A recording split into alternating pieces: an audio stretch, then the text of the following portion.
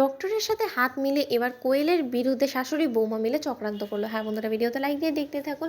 অনির্বাণকে রাই বলতে থাকে যে অনির্বাণ আর এক মুহূর্ত আমাদেরকে কোনো মতেই নষ্ট করা যাবে না, কারণ কোয়েলের জীবনের প্রতিটা মুহূর্ত অনেকটা মূল্যবান, তাই আমাদেরকে এই গোটা সময়টা ইউটিলাইজ করতে হবে। যত শীঘ্রই সম্ভব ওকে স্পেশালাইজড হসপিটালে নিয়ে ওকে একটা বেস্ট ট্রিটমেন্ট করানোর ব্যবস্থা করতে হবে। অন্যদিকে অনির্বাণ বলতে থাকে যে আমি আর কোনো মতে কোনো সময় ওয়েস্ট করতে চাই না। রাই, তুমি একদম ঠিক কথা বলছো, এক্ষুনি আমি ওকে নিয়ে, বরঞ্চ চলো আমরা সবাই মিলে ওকে নিয়ে হসপিটালে যাবো। তখন এই কথা বলা মাত্র কোয়েল বলতে থাকে যে না না অনির্বাণ, তুমি শুধু শুধু নিজেকে এত ব্যস্ত করছো, তুমি অফিসে যাচ্ছিলে, যাও না। তখন অনির্বাণ বলতে থাকে যে আর একটা কথা আমি শুনবো না, রাই যেটা বলছে সেটাই বরঞ্চ আজকে থেকে আমরা সেটাই করবো। তখন এই কথা বলা মাত্র রাই বলতে থাকে যে এবার কোয়েল তুমি কোথায় যাবে বলো তো?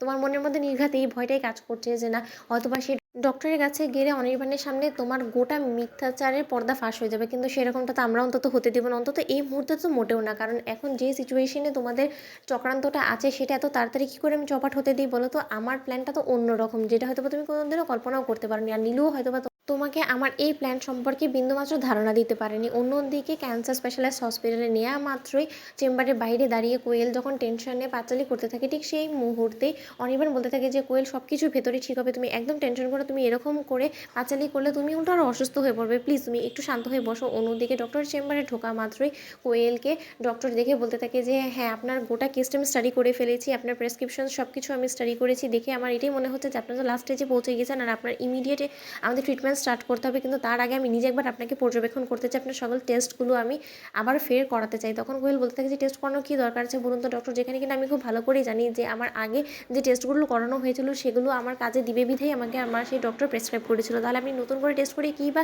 লাভ পাবেন বলুন তো? তখন এই কথা বলার ডক্টর বলতে থাকে যে ঠিক আছে আমরা বরঞ্চ সরাসরি তাহলে ট্রিটমেন্টেই যাই। অন্যদিকে কোয়েলকে অবজার্ভ করার পর ডক্টর বলতে থাকে যে হ্যাঁ সম্পূর্ণরূপে ওনার যে ট্রিটমেন্টটা চলছিল সেটা একদম ঠিক ছিল। ওনাকে আমাদের আগামীতে ওনার লাস্ট স্টেজে যে ট্রিটমেন্টগুলো মানে কেমো সেশন থেকে শুরু করে সকল ট্রিটমেন্টগুলো আরও তাড়াতাড়ি স্টার্ট করে দিতে। অন্যদিকে কোয়েল অবাক হয়ে বলতে থাকে যে কী ব্যাপার, এই ডক্টরটা এতটা অভিজ্ঞ হওয়া সত্ত্বেও কেন এই জিনিসটা বুঝতে পারলো না যে আমি ক্যান্সারে আক্রান্ত না? এই ডক্টর কি পাগল হয়ে গেছে না কি, ওনার কি মাথা খারাপ হয়ে গেছে? আমি তো সম্পূর্ণরূপে সুস্থ, একজন সুস্থ মানুষকে কী করে এরকম একটা স্বনামধন্য ডক্টর ক্যান্সার আক্রান্তর কথা বলতে পারে? আমার মধ্যে কি সত্যকার অর্থে মিথ্যে বলতে বলতে আবার ক্যান্সার বাসা বেঁধে ফেললো না কি? হায় ভগবান, আমি এখন কোথায় যাবো? এখানে যদি সত্যকার অর্থে আমার ক্যান্সার নাই হতো তাহলে তো ডক্টর অবশ্যই অনির্বাণের কাছে আমার গোটা পর্দাটা ফাঁস করে দিত, কিন্তু এখানে তো দেখছি যে না, ডক্টরও বলছে যে না আমার ক্যান্সার হয়েছে, তার মানে সত্যি আমি ক্যান্সারে আক্রান্ত। কিন্তু যে করেই হোক না কেন আমাকে একটা টেস্ট তো অবশ্যই করাতে হবে। অন্যদিকে রাই বলতে থাকে যে ডক্টর আমরা আর এক মুহূর্ত ওয়েস্ট করতে চাই না, যত শীঘ্রই সম্ভব আপনি প্লিজ কোয়েলের ট্রিটমেন্ট স্টার্ট করে দিন, আমরা অন্য কোথাও যেতে চাই না, আপনার আন্ডারে রেখে আমরা ওর গোটা ট্রিটমেন্টটা শেষ করাতে চাই, আর যত শীঘ্রই সম্ভব ও যাতে রিকভার করে উঠে সেই ব্যবস্থাটা আপনাকেই করতে হবে। তো বন্ধুরা, ভিডিওটি ভালো লেগে থাকলে অবশ্যই লাইক কমেন্ট শেয়ার করে সাবস্ক্রাইব করতে ভুলো না।